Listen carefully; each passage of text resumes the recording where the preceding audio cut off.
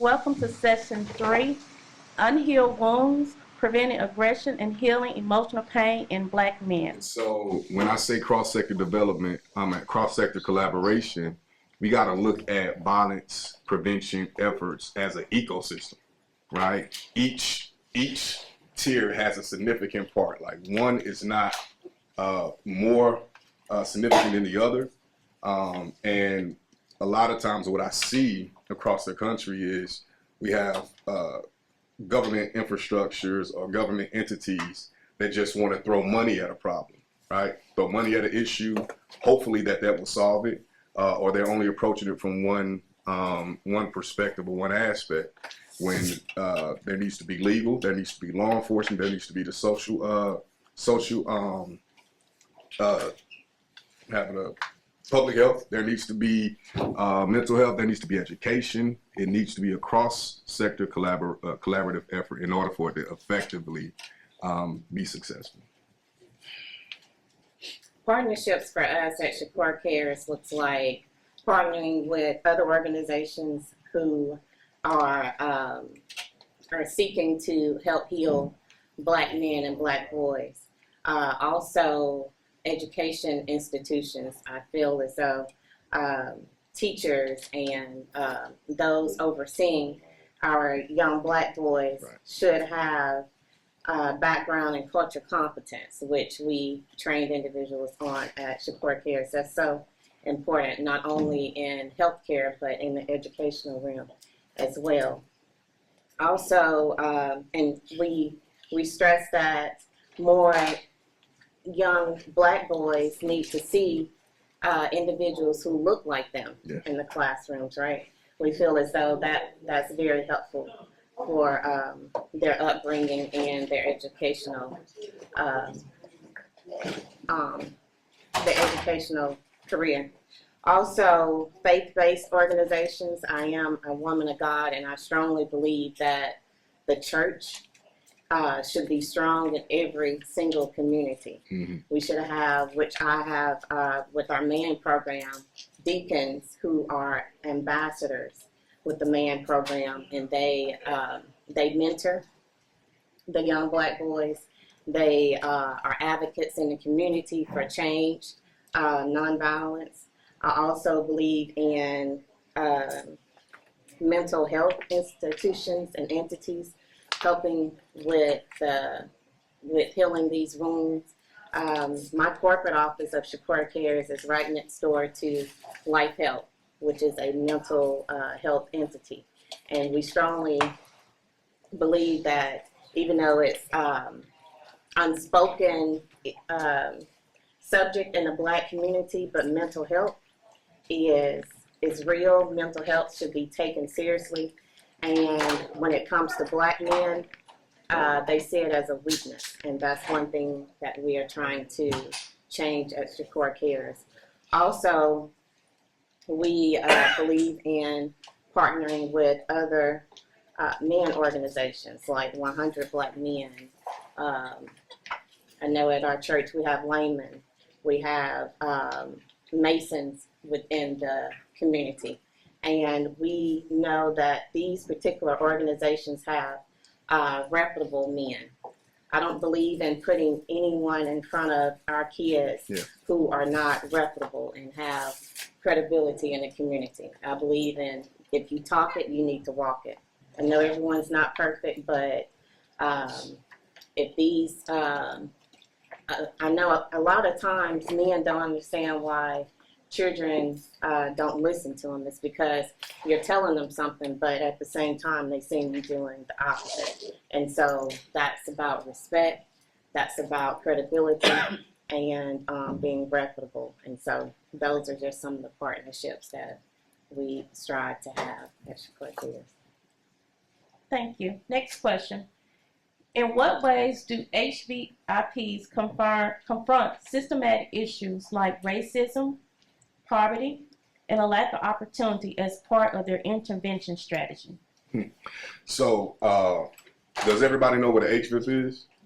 No. Okay, so an HVIP is a hospital-based violence intervention program, right? And when it comes to violence prevention from a national standpoint, HVIPs have been probably the most successful framework in preventing violence, right? They've been around since, I want to say, the early to mid 90s, primarily in the Northeast region, just because they've always been more progressive when it comes to addressing these types of issues than in the South, right? And so Mobile, Alabama has stood up its first hospital-based violence intervention program called Healing and Life Opportunities. It was a collaboration between the Mobile County Health Department, the City of Mobile, and the USA Health System, which is the only level 1 trauma center on the Gulf Coast region. And so we get patients from Mississippi, Florida, Central Alabama, the Gulf Coast, all along the Gulf Coast, right? And so we have a wide range of patients that we deal with. And so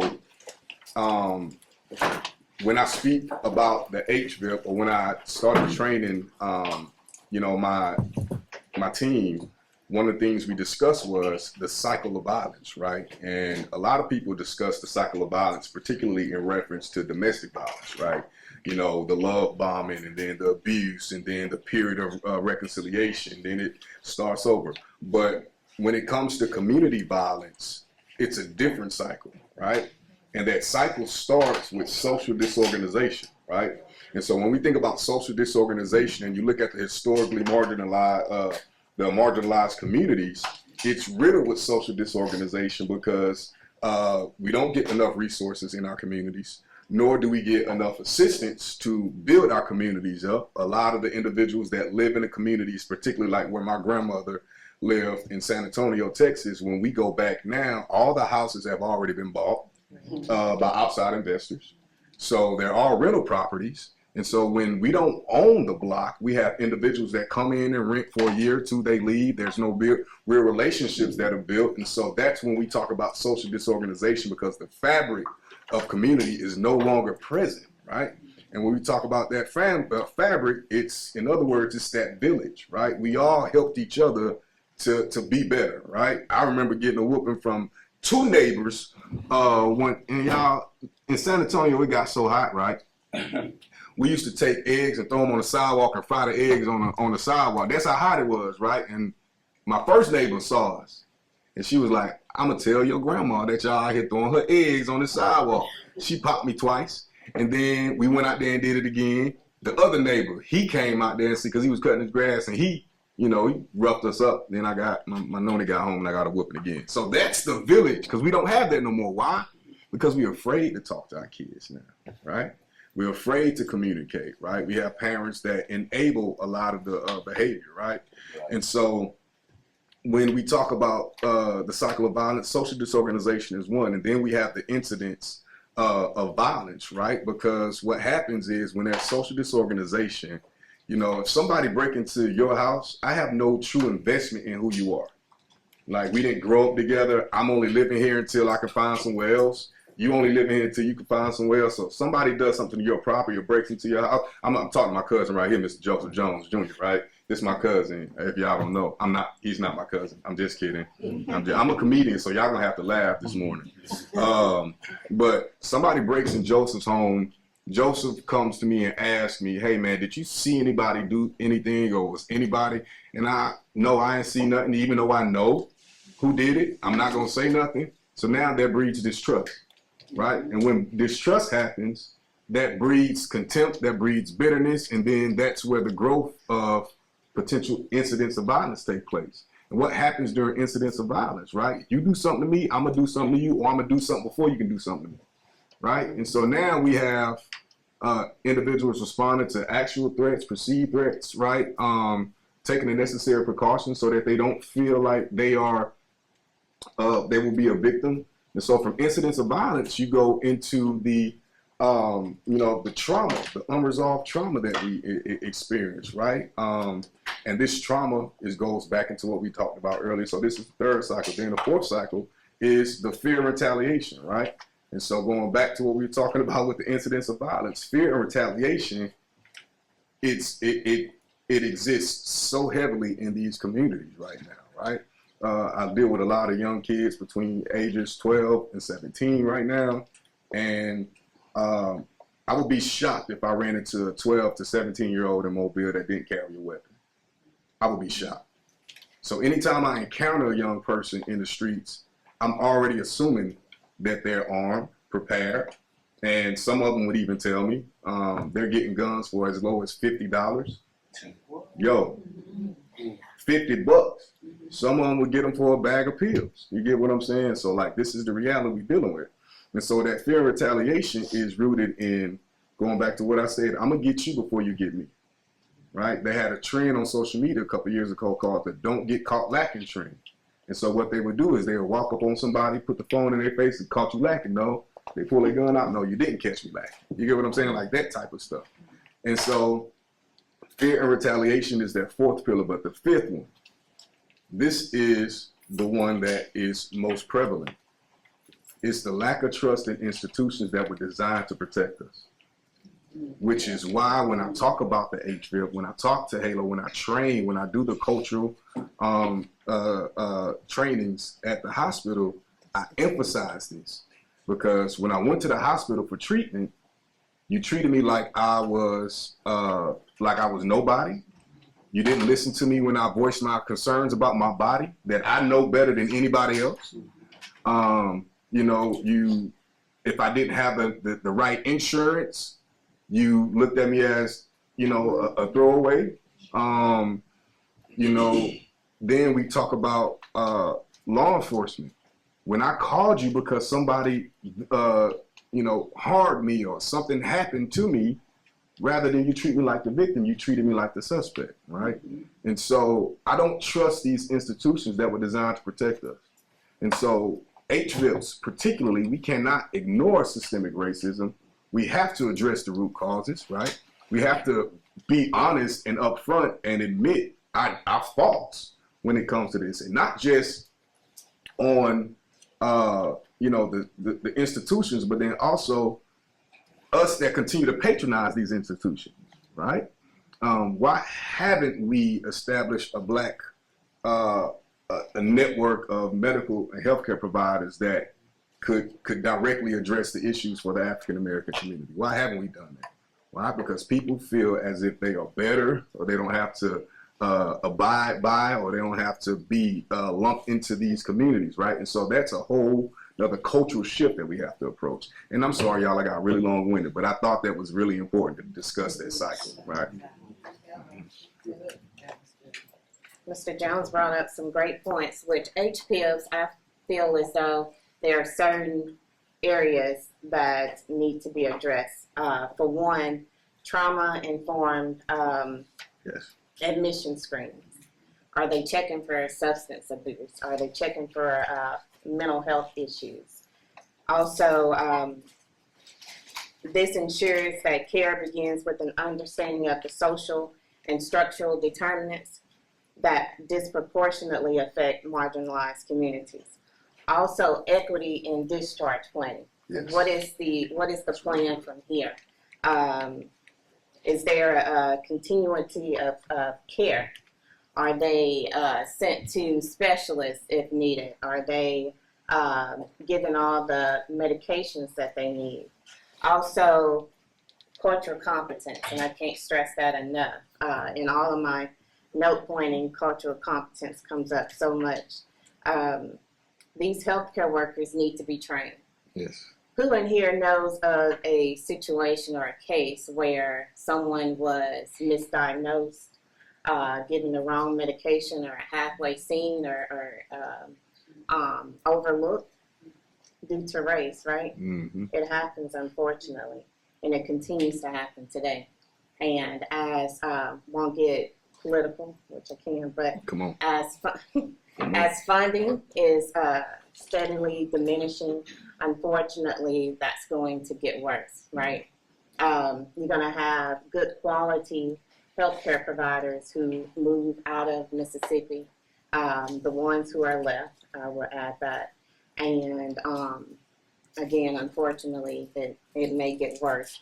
Also, I like to see data-driven accountability. or their use of restraints or seclusion. Is there an equity administrator or what have you in these healthcare entities who are ensuring that individuals are not overlooked or misdiagnosed or what have you due to their race? That's very important. Also, justice and social systems play a factor in with HBIPs. Legal and legal aid, reentry programs, all of that you have to take into account. And also, we have to admit and really let it soak in that racism does exist. In the Racism? healthcare. What's that? It feels. Unfortunately, it does. These people they take an oath Yeah. to care for all individuals who come in front of them, but unfortunately, that's not had. But also, and one thing we may not want to talk about is how we handle ourselves in the doctor's office. Mm-hmm. We need to stand up for ourselves. Yes. I know I've talked to my mother-in-law about questioning the doctor. Question them. If she says the doctor comes in and swoop them right out, no. Question them. Ask them about your care. Show them that you care enough to ask them about that. Ask the right questions. Show up on time. Care about your care and get the care that's needed. So there are so many different issues in this particular subject. I know we have so many more to discuss, but these are just some of the barriers and the issues with those HBIPs. Thank you so much. So we were talking about barriers in the different organizations and how they can support. So how can we build trust among Black men that's been impacted by violence? Trust is built in moments, but it's earned over time. That's consistency, right? These youth, specifically these youth, y'all, and I'm telling y'all, these kids are wise beyond their years. They're 13, forced to be 30. And so they can see straight through the BS immediately, right? And so authentic and genuine interaction is key, right?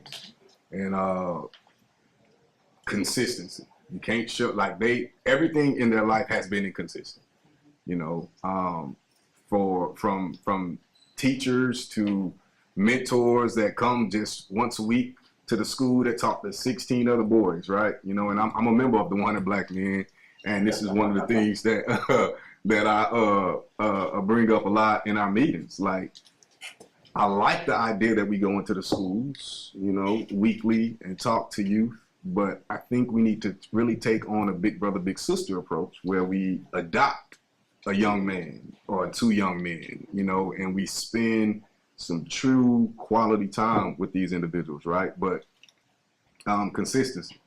And then what we have to understand and realize too is that our youth, right, they got these.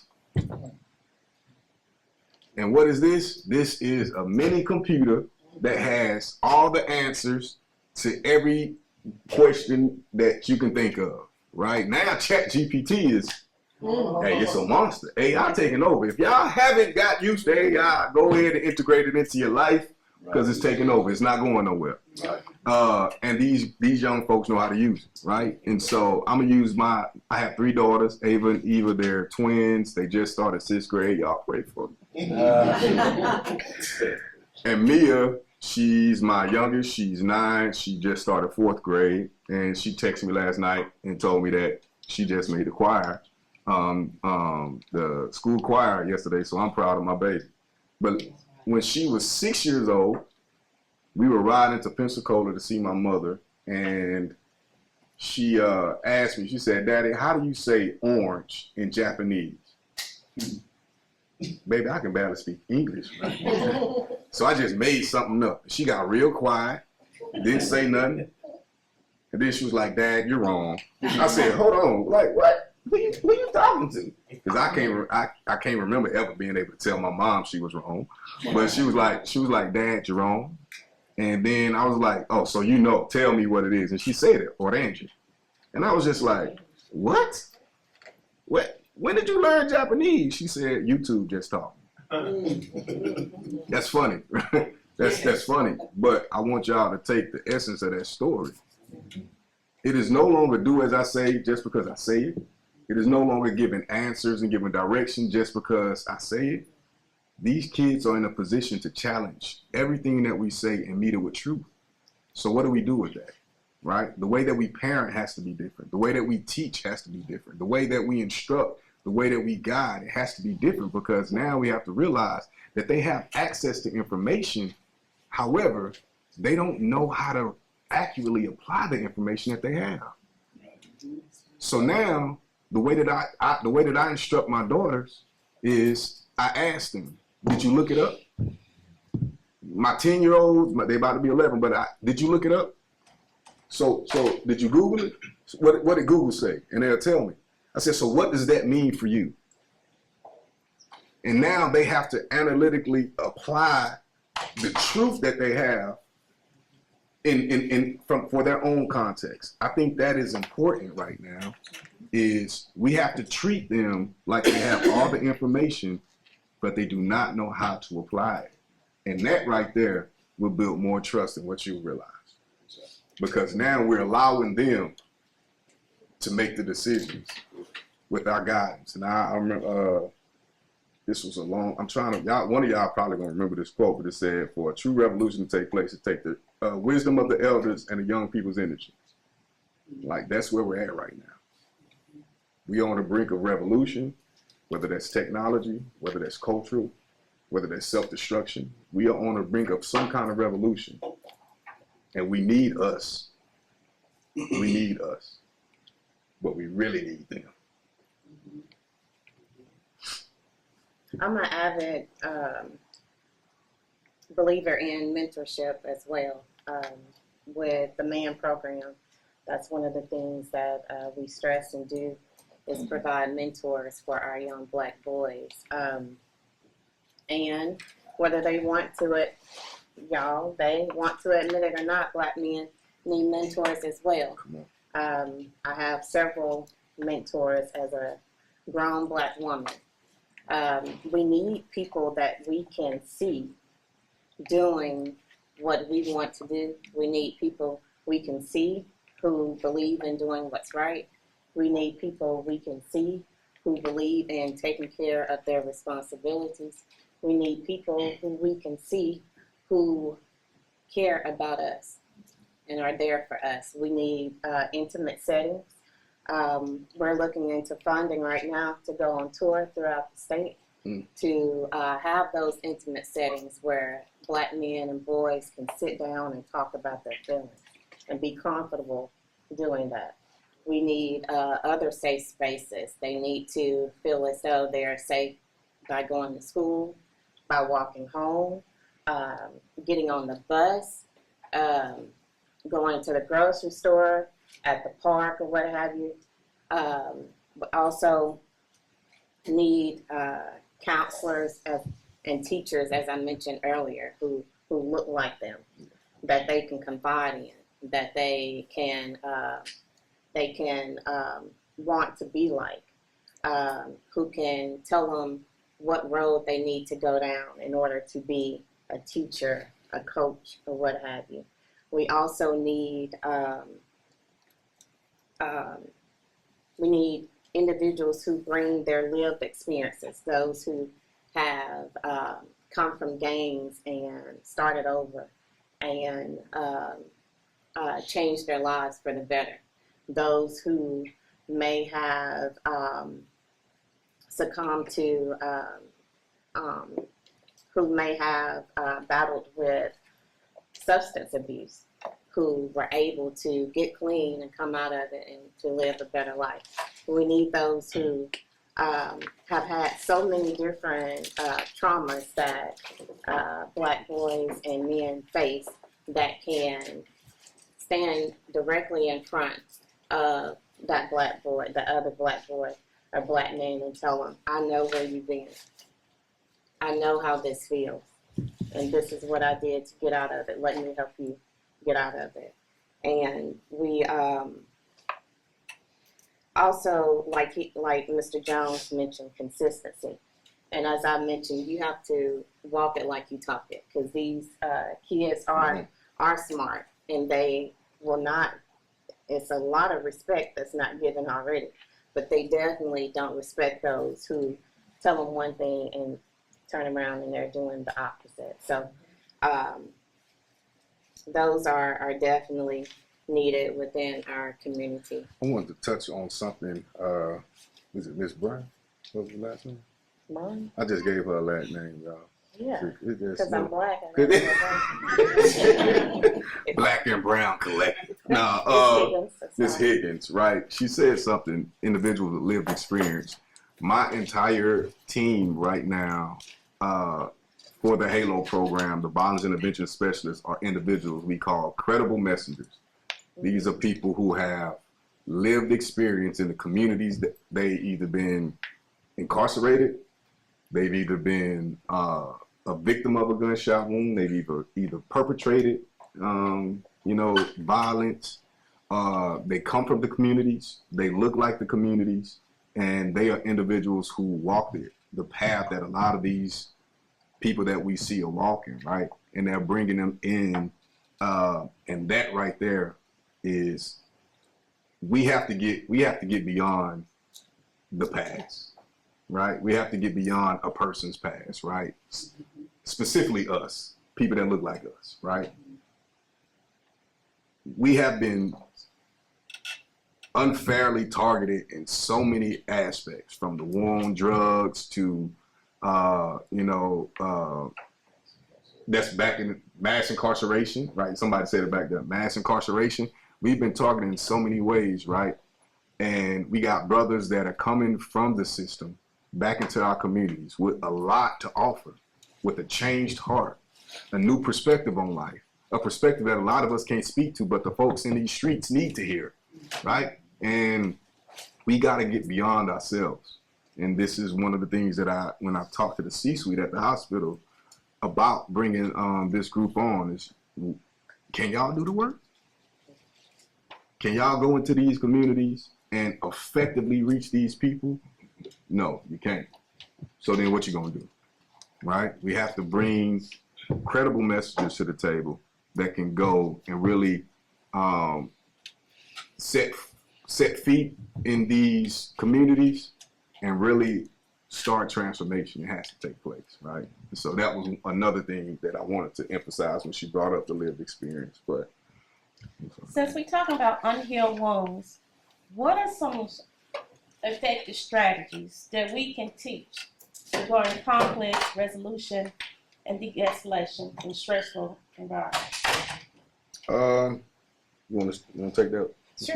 Sure. Love to take this one, because with the MAN program, we strongly believe in channeling anger and emotional aggression through sports.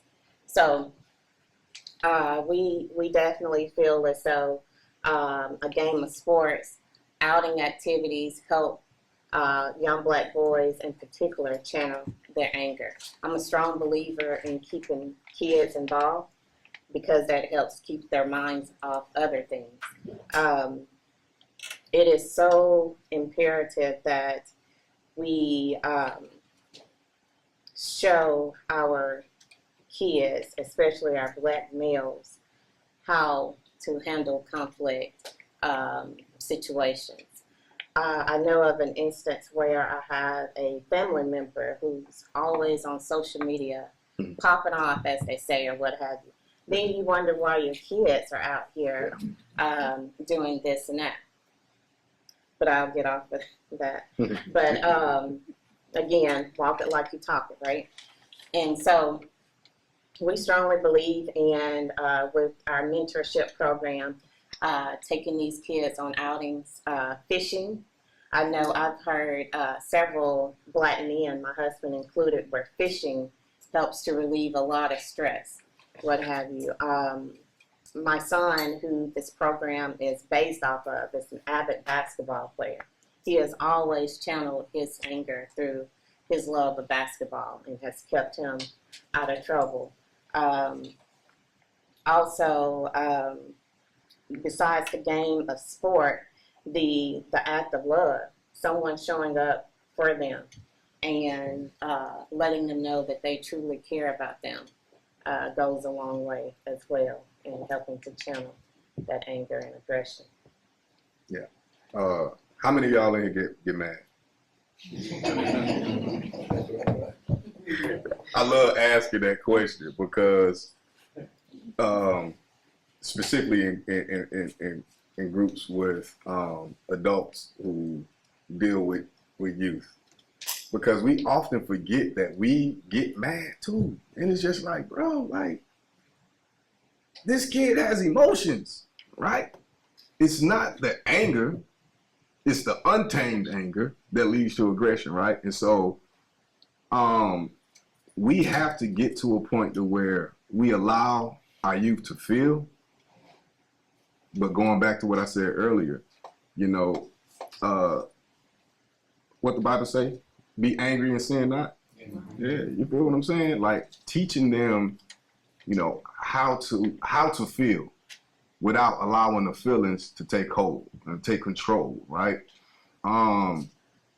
Excuse me. First, they need to understand what triggers them. Come on, man. That's one of the things we believe in intimate settings, is knowing your triggers. Yeah, don't put yourself in that's one of, don't put yourself, if you know every time you go around, old boy right here, y'all wind up getting into it, brother, like, don't do it, man. Just don't do it, bro. But also, you know, I really struggle with anger growing up, and I got here yesterday and I had a conversation with one of my old college buddies from Alcorn, and he was like, man, like, when you go there tomorrow, make sure you tell him, I remember you at Alcorn, man. Like, and he brought up a couple instances, and I was just like, man, I forgot all about that, right? And it's just, I feel horrible because during that time frame, that's what a lot of people will remember me about, is the angry Josh, you know, that person who had so much built up trauma, unaddressed trauma, and didn't control it. But it wasn't until I gave my life to Christ in November 2009, right? And that's when things changed for me, right? I got involved in therapy, which I feel like every man in here, I don't care how young or how old you are, if you're not in therapy, you're doing yourself a disservice. And and even if there's nothing wrong, get in therapy. Just had a conversation. Because what you'll realize is that during this conversation, this expert over here will be able to point things out to you that you may not have even realized are really prohibiting you from moving forward, right? And that's one of the things that that has helped me. And so getting them involved in therapy early, but then also teaching them meditation. I do mindfulness meditation every morning. No exaggeration. I do mindfulness meditation every morning. And it has been transformational. I do it Okay. Gotcha. So for me, mindfulness meditation is I allow myself to sit and be present with me, right? Sometimes I do it in my backyard. Sometimes I do it in my office. Sometimes I do it when I'm just laying in the bed before I get out of bed.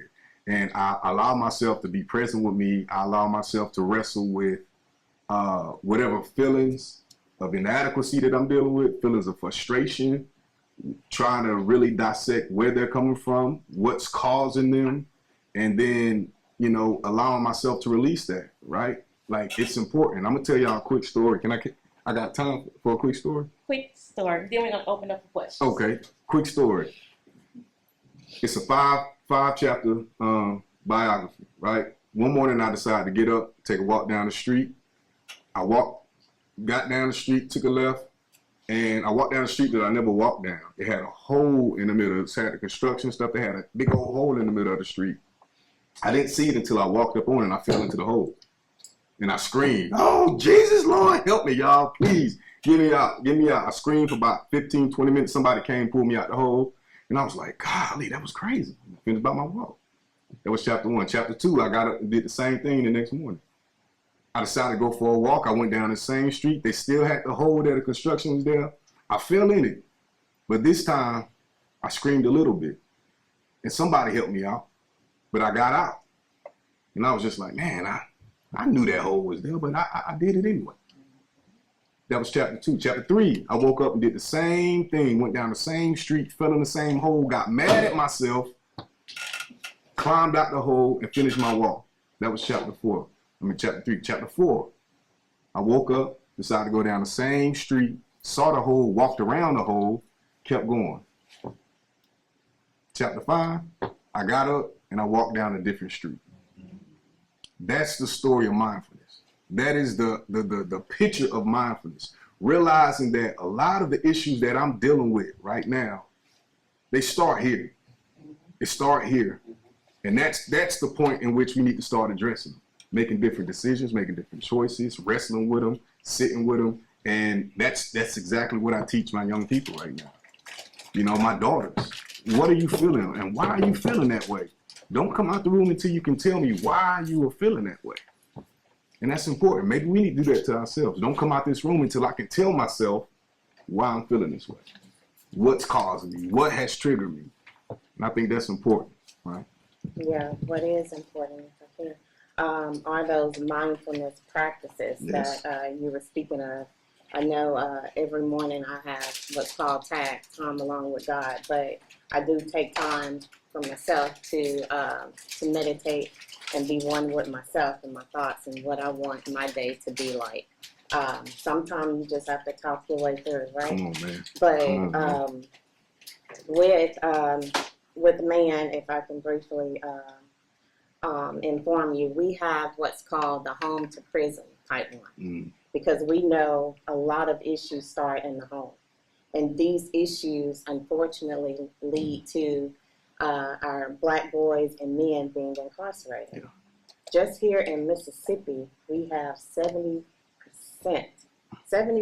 of our black men in prison, incarcerated. That's great. That's alarming, that's tragic, and Systemic. yes, and with your help, I have cards, but we can change it. I'm a woman of faith. Prayer changes things, right? Come on now. Thank you both. So we want to open it up for the audience. Any questions? I don't have a question, but I think that when we're dealing with black men, black women play a big role in the aggression that's there. And when they go into different situations, and they encounter black women, and especially in small communities like we are here in Jackson, those people already know something about this child's background or whatever, and we then a lot of times as black women, we show and express our anger to that child because of something that we knew about their parents. In small communities, we know the history of the parent, and so we're angry about that, and we express that to the child. And there you go, the cycle is already there, and we're not helpful to each other. Black people have a tendency to not be helpful to each other, and black women do it a lot because we are we're the receptionist at the doctor's office, at the driver's license place, and when black men come in, we treat them horribly. And so they have that perception then about black women, and that anger builds over time because black women are not, we just don't portray ourselves as caregivers or trustworthy when we're in positions. I just hear a lot of trauma. like trauma on both sides. Right, right. As a black woman, that's what I wanted to say. You have to know how to approach us as well, right? And how to handle us. But one conversation that needs to be had is that our trauma, our aggression, our competitiveness that you spoke of, I think that goes all the way back to slavery. Yes. Who wanted to be in the house with the massa, right? I mean, backstabbing. All of that was going on. And then the aggression from being hit and abused all those years. Yeah. That's genetic based. Yeah. I don't care what anyone said. We need a conversation on that too. You want to moderate that? This is more of a statement. Just like when you said getting therapy.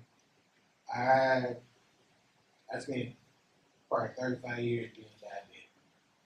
I had a double transplant in 22.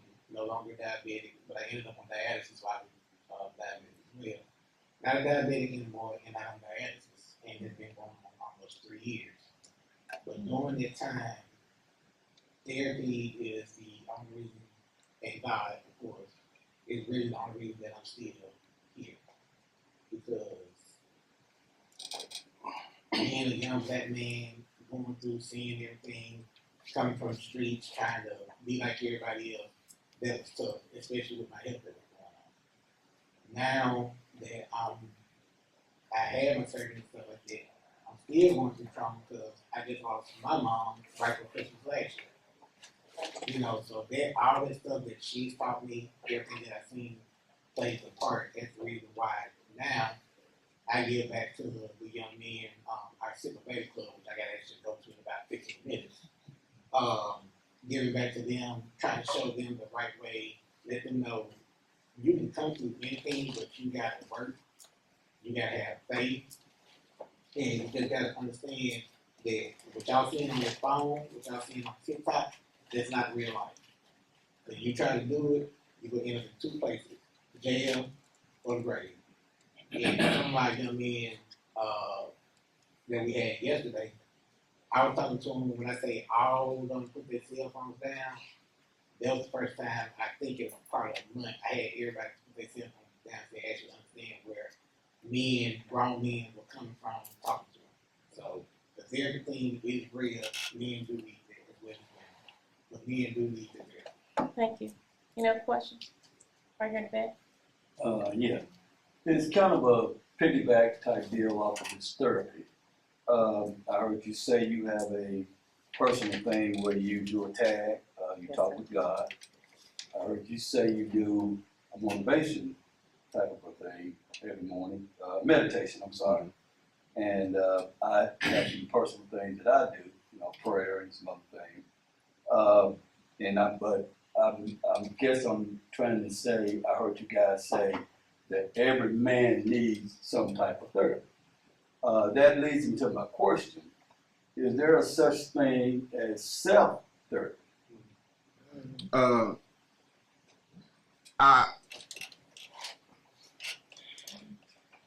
Before I answer this, I want y'all to know this is not I'm not a licensed clinician. I'm not none of that.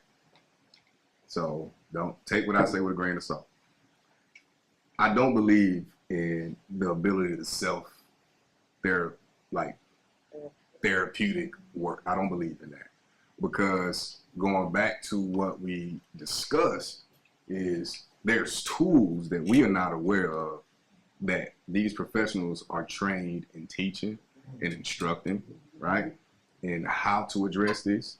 And I believe you need the expertise. Like I'm a firm believer in letting experts expert.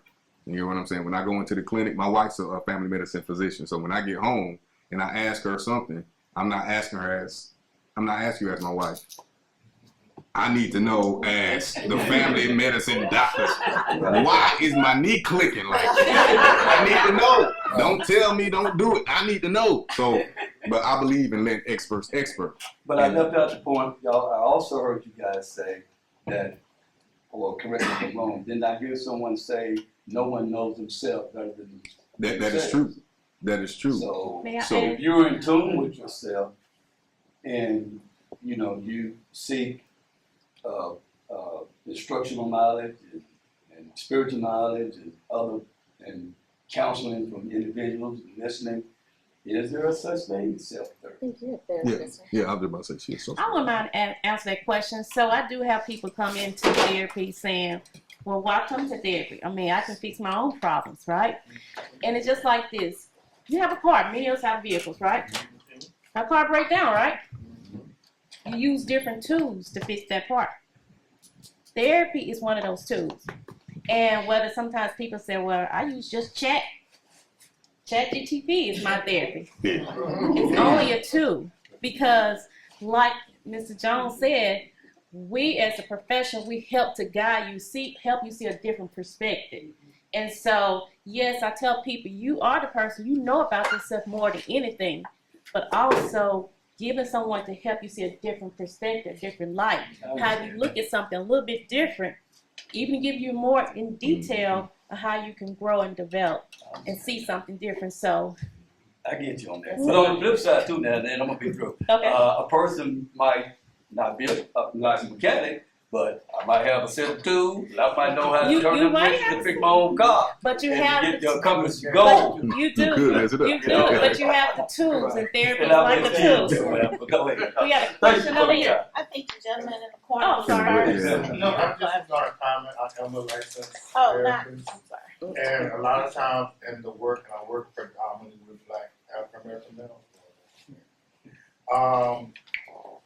The client always comes with their own tools. They just need the validation to use those tools to help themselves. Nah, I take that. And even with, okay, I may have 5 tools in my toolbox, but help me understand which tool is appropriate at this particular time. I'll take that. Thank you. Because a lot of the work is done with the client, right? We can tell you what to do, but if you do it and it doesn't work, and you still have to modify your regimen, just like a physical doctor. You may have a medicine that's not working for you anymore. You have to change it up, right? So just allowing yourself to trust yourself, to be vulnerable enough to say, hey, I need to work through this space, work through this time so that I can get forward. We got time for one more question, and You need to get a question from a female. You're taking all the questions from the man. can you make your question 30 seconds or less? Well, yes, and it's for both of our panelists.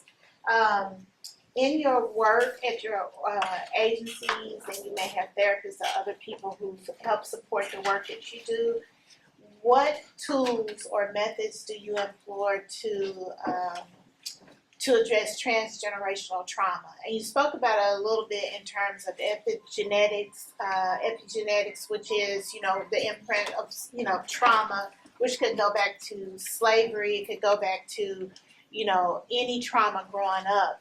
But when we're talking about transgenerational trauma, the adult male who's trying to be a parent, but because he has lacked the ability to address his own health behaviors or come up with coping mechanisms, that needs to be addressed before you can even get to the child within them who's still suffering from that trauma. So what kind of work do you all do in your agencies to address basically what I'm asking, transgenerational trauma, not just, being a mentor, because sometimes adults need mentors, as Ms.